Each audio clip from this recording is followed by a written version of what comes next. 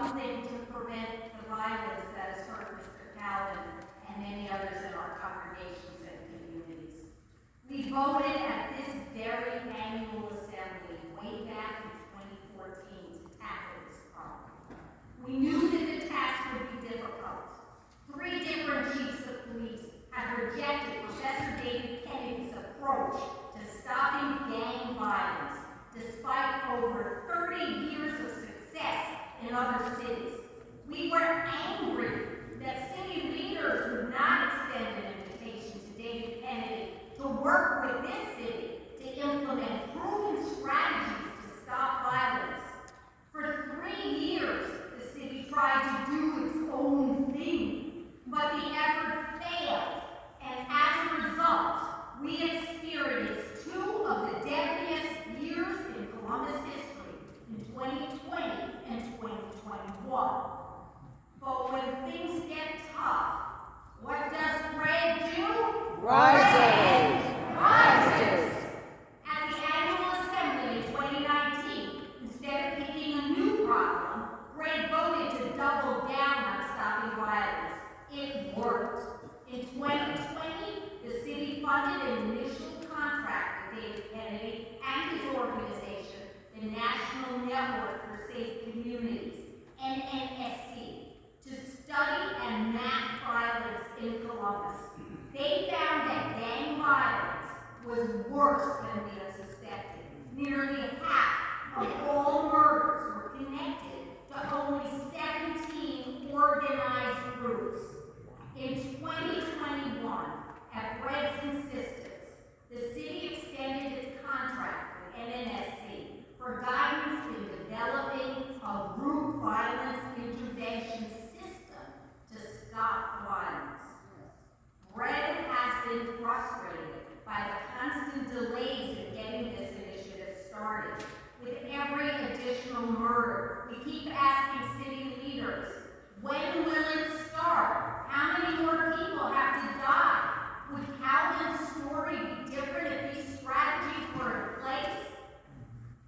They say it's darkest just before dawn. We had some pretty dark days, but I believe hope is on the horizon. Last year, the city hired a new director of public safety, Robert Clark. He has met with Greg 4 times since coming to Columbus, 4 more times than the previous director.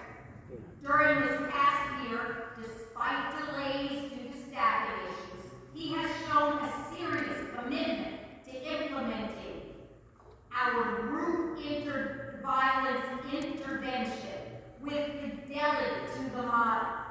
Now fully staffed, he and his team are meeting weekly with leaders of NNSC to ensure that faithfulness. We invited Director Clark here tonight to share with us just how the newly named Columbus Violence Reduction Initiative will stop violence in Columbus. Director Clark, would you please join us on the stage?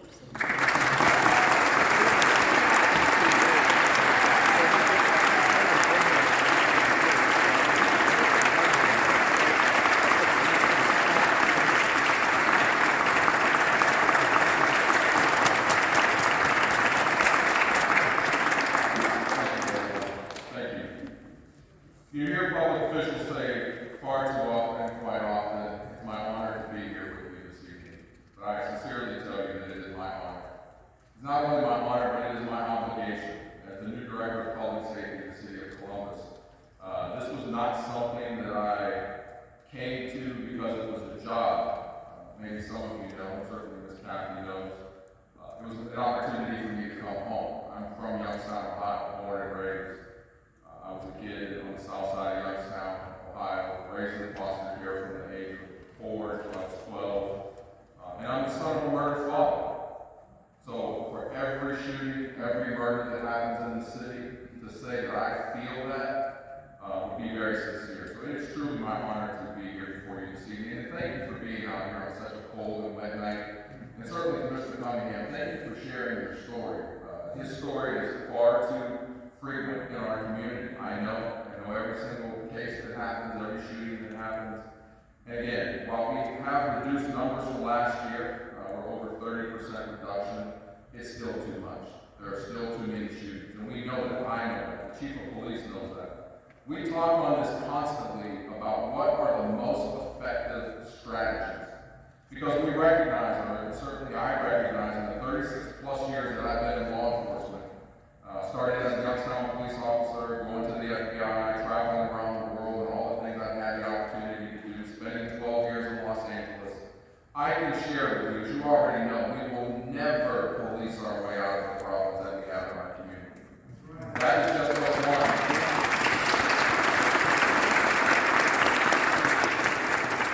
That is just one of the strategies that we need, because we need to make our community safe. We need to make sure that our residents feel safe. But that's not enough. There must be a holistic approach to addressing violence, and that's through the partnership that we have with Dr. David Kennedy and John Jay College, and making sure that we are developing a model that is modeled after that national model, but that model is applicable in Columbus, Ohio. I don't need to tell you, but I can certainly say this because I am from the OHIO. It has to be Columbus. This cannot be a model from Los Angeles. This cannot be a model from Detroit or New York or Chicago. It has to be a model that is applicable to Columbus. We recognize that there are differences in our neighborhoods and our communities. You can't compare the Hilltop to Linden and any other area around the city. They are uniquely different. We just had a shooting the other night, an officer-involved shooting in the Wedgwood community. So we recognize that we have a vast array of neighborhoods and communities that we need to address, while certainly the same, but there are some differences and some nuances. So within this model, within this intervention model, we have the opportunity to partner with those that can speak power into the individuals that are committing this violence, because we recognize that these kids today, and it's funny for me to even stand up here and say, these kids today, because I can remember my mother saying, these kids today, when I was one of those kids. But we recognize that the kids today communicate very differently. As I look around the room, all of us have some seasoning on us, and we remember when there were 3 channels and you had to get up to change.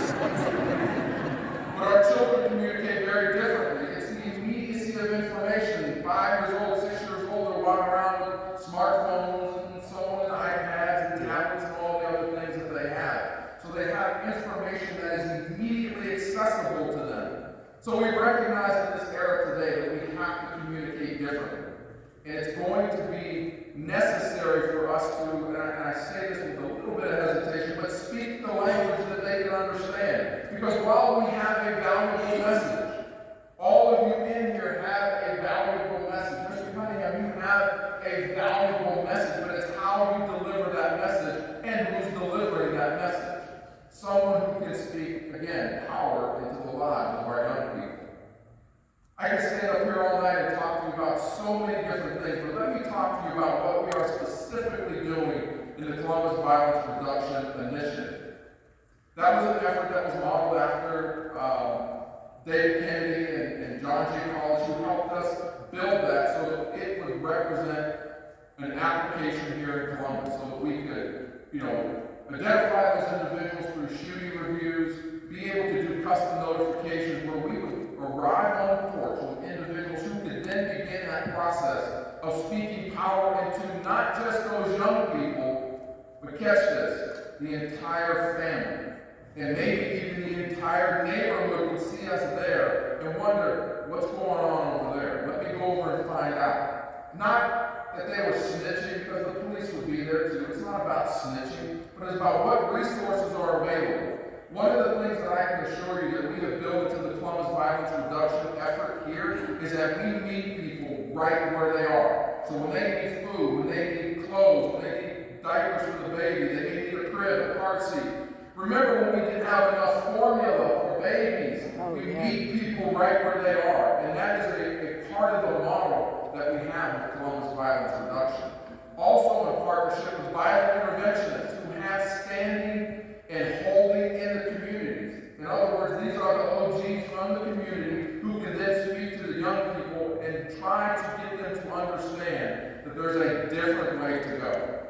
We recognize that we have way more people in prison than we need, and we don't necessarily want to send every single young person that is committing a crime to jail. We don't want to criminalize them before they've even had an opportunity to obtain an education, understand what it is to build back into their community, understand what it means to serve.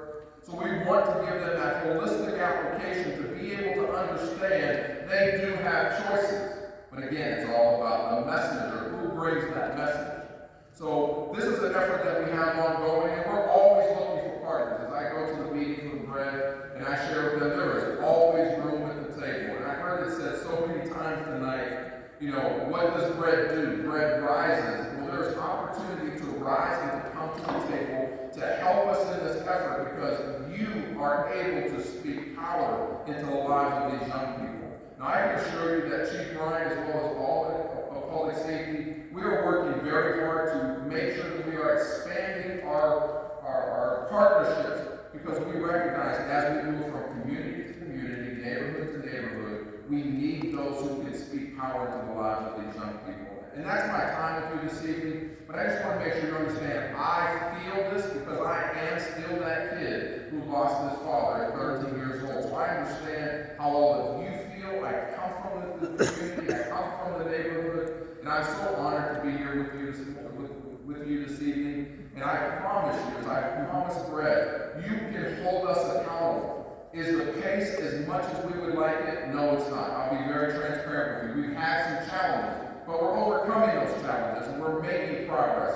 We're partnering with other organizations in the city, like the Columbus Urban League, C&D, Recreation and Parks with the APPS program, and a wide variety of others, who are going to help us bring this application to the grassroots level in our community, so that if we continue to do this work, we will be able to save the lives that we have tragically lost in the past, and we don't want to see that going forward. So I just thank you very much for your time.